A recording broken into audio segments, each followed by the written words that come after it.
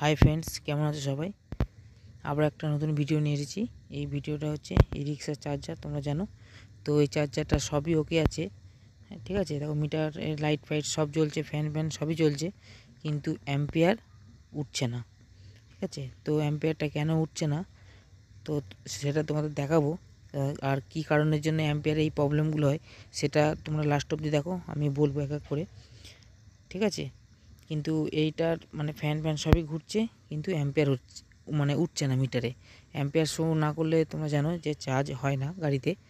তো এটা কেন হচ্ছে না সেটা তোমাদের দেখাবো। তো পাশে একটা দেখছো আমার দাদা দেখছে কাজ, ঠিক আছে।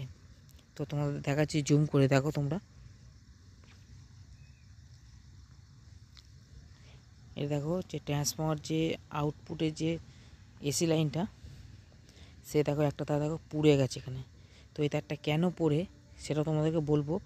এটা 2-3টে প্রবলেমের জন্য এই প্রবলেমগুলো হয়, ঠিক আছে।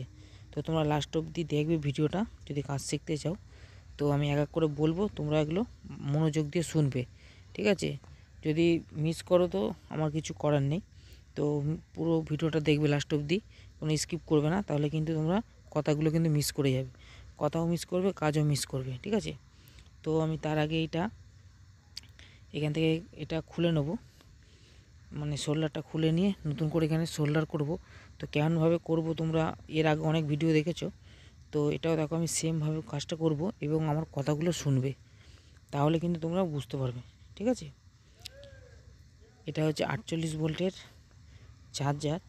তো এর মানে যে এই যে তারগুলো পড়ে, কী কারণে পড়ে, এই কারণে পড়ে হচ্ছে যে এসব চার্জারগুলো বেশিরভাগই টোটোওয়ালাদের বাড়িতে জায়গা না থাকার কারণে এনারা গাড়িতে গ্যারেজে চার্জ দেয়, ঠিক আছে। দেখা গেল একটা গ্যারেজে দেখা গেল 20-25টা মানে গাড়ি চার্জ হয়।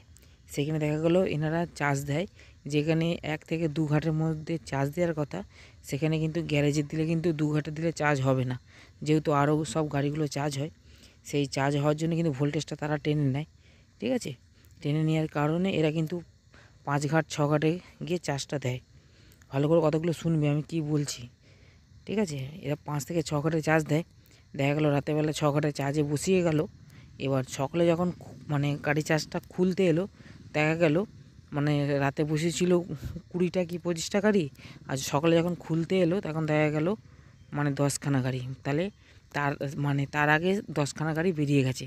এবার যে 10খানা গাড়ি যে চার্জারগুলো যে অফ করেছে, তার ভোল্টেজটা এইখানে ঢুকে গেছে, ঠিক আছে। ভালো করে কতগুলো শোনো, তাহলে কিন্তু বুঝতে পারবে। সেই 10খানা গাড়ির ভোল্টেজ যে এখানে ঢুকে গেছে, তো 6 ঘাটে যেখানে 20 অ্যাম্পিয়ার চার্জ হচ্ছিলো, সেখানে ওই চার্জারগুলো খোলার কারণে দেখা গেল 6 ঘাটে দেখা গেল মানে 30-35 অ্যাম্পিয়ারে চার্জ হচ্ছে, তখন হাই অ্যাম্পিয়ারে চার্জ হচ্ছে, ঠিক আছে। ওই হাই অ্যাম্পিয়ারে চার্জ হওয়ার কারণে এসব তারগুলো পুড়ে যায়, ঠিক আছে। বেশিরভাগ গ্যারেজে এসব প্রবলেমগুলো হয়। এই প্রবলেমের জন্য কিন্তু চার্জারগুলো খারাপ হয়। কিন্তু তোমরা যারা যদি বাড়িতে মানে চার্জ দাও বা যেখানেই চার্জ দাও, যে দেখবে 1 ঘাটে দেখা গেল মানে 18-19 কিংবা 20 মানে অ্যাম্পিয়ার নিচ্ছে। দেখা গেল 2 ঘাটেও তোমরা দিতে পারো 20-25 অ্যাম্পিয়ার, অসুবিধা নেই। কিন্তু 3 ঘাটে দিলে, যেখানে ভোল্টেজ কম সেখানে হয়তো 3 ঘাট দেওয়া যায়, ঠিক আছে। বেশিরভাগ লাইনে ভোল্টেজ 200 মানে 30-40-এর মধ্যেই থাকে। তো গ্যারেজে দিলে এসব প্রবলেমগুলো হয়, ঠিক আছে। তো আর একটা প্রবলেম, মানে এখনও 2খানা প্রবলেম, সেই প্রবলেমগুলো তোমাদের এক এক করে বলবো, তোমরা মনোযোগ দিয়ে শুনবে, আমার কথাগুলো কিন্তু শুনবে, ঠিক আছে। কথাগুলো কিন্তু খুব ইম্পর্টেন্ট, তোমাদের এগুলো কিন্তু জানার অবশ্যই দরকার, ঠিক আছে। না জানলে কিন্তু তোমরা কাজটা করে দিলেও কিন্তু বারবার ভুগবে, কাস্টমারকে কিন্তু বোঝাতে পারবে না, ঠিক আছে। নইলে কাস্টমার বলবে এই তো করে নিয়ে গেলাম, আবার কেন এরকম হচ্ছে। তো এটা যাতে তোমাদের সাথে না হয় সেই কারণে মানে আমি তোমাদেরকে ভেঙে বলছি, ঠিক আছে। এই জন্য ভিডিওটা একটু লম্বা হবে, লম্বা হলেও কিন্তু তোমরা কাজটা শিখতে পারবে, ঠিক আছে। তোমরা কাস্টমারদের গেলে বোঝাতে পারবে যে কি কারণে এসব চার্জারগুলো খারাপ হয়, ঠিক আছে। তো আমি শুধু ভিডিও তোমাদেরকে বানিয়ে মানে দেবো, তোমরা যদি কাজ শিখতে যদি নাই পারো তো আমার ভিডিও বানানোর তো কোনো প্রয়োজন নেই, ঠিক আছে। আমি চাই যে তোমরা আমার ভিডিও দেখে কাজগুলো শেখো, ঠিক আছে। ওই জন্য আমি বারবার করে বলছি, আমার ভিডিওগুলো যখন দেখবে আমার কথাগুলো মনোযোগ দিয়ে শুনবে, তাহলে কিন্তু তোমরা বুঝতে পারবে। ঠিক আছে, শুধু কাজ করে গেলেই হবে না, কথাগুলো শুনতে হবে। তো আর একটা কারণ হচ্ছে এটা 2 নম্বর কারণটা হচ্ছে এই যে ট্রান্সফরমার যে আউটপুট যে মানে সেকেন্ডারি যে কয়েলে, এখানে তোমরা মানে এসি ভোল্টেজটা মাপবে। এখানে যদি এসি ভোল্টেজ 55 থেকে 60 হয়, ঠিক আছে, তাহলে কিন্তু এগুলো মানে তারগুলো পুড়ে যাবে, কিন্তু অল্প হিটেই কিন্তু পুড়ে যাবে এবং ট্রান্সফরমারটা ওভার হিট হবে। ভালো করে কথাগুলো শুনবে, যেন এই আউটপুটের যে সেকেন্ডারি যে আউটপুটের তারগুলো এইখানে যেন 52 থেকে 53 এসি ভোল্টেজ থাকে। ঠিক আছে, প্রথম ঘাটে যেন 52 থেকে 53 মধ্যে ভোল্টেজ থাকে। 52 থাকলেও কিংবা 52.5 ভোল্টেজ থাকলে একদম পারফেক্ট। ঠিক আছে, এই ভোল্টেজটা তোমরা যখন ঠিক করবে দেখে নেবে। আর তোমরা যারা যদি বুঝতে না পারো, তো আমার এই চ্যানেলে গিয়ে দেখবে, এরকম ভিডিও আমার অনেক দেয়া আছে, তোমরা দেখে নেবে কেমনভাবে আমি ভোল্টেজগুলো মাপছি, কীভাবে কাজটা করছি। ঠিক আছে, তাহলে কিন্তু তোমরা বুঝতে পারবে। যদি এখানে 53-র উপরে ভোল্টেজ যায়, তাহলে কিন্তু চার্জার কিন্তু হিট হবে এবং তারগুলো পুড়ে যাবে। ঠিক আছে, 53 যেন 53, 54, 55 যেন না হয়। 52.5 যদি হয় একদম পারফেক্ট ভোল্টেজ। যদি 52 থাকে তো অসুবিধা নেই। ঠিক আছে, কারণ হচ্ছে যদি 52 ভোল্টেজ থাকে তো তোমরা মানে 47, 47.5 ভোল্টেজ পাবে। ভালো করে কথাগুলো শোনো। আর যদি 52.5 ভোল্টেজ এসি মানে আউটপুট বেরোয়, তো ইন কিন্তু 48 ভোল্ট ডিসি বেরোবে। ভালো করে কথাগুলো শুনবে। ঠিক আছে, ওইখানে এসি যত ইন হবে, এখানে আউটপুট ভোল্টেজ কিন্তু তত বেশি বাড়বে। ঠিক আছে, এটা হচ্ছে কিন্তু ফার্স্ট ঘাটে মাথায় রাখবে। ফার্স্ট ঘাটে যেন 52.5 তোমরা রাখতে যদি পারো তো ভালো, না পারলে আমার এখানে ভিডিও অনেক দেওয়া আছে, আমি কেমনভাবে করছি সেই কাজগুলো দেখে নেবে। ট্রান্সফরমার কীভাবে রিপেয়ার করছি, ঠিক আছে, দেখে নেবে। তো তোমরা যদি এখানে 53 ভোল্টেজ হয়, তাহলে কিন্তু 48+ ভোল্ট হবে। 48+ ভোল্ট হলে কিন্তু অ্যাম্পিয়ার বেশি টানবে, ট্রান্সফরমার গরম হবে, তারও গরম হবে। ঠিক আছে, ভালো করে কথাগুলো শুনবে, তাহলে কিন্তু তোমরা কাজটা পারফেক্ট করতে পারবে।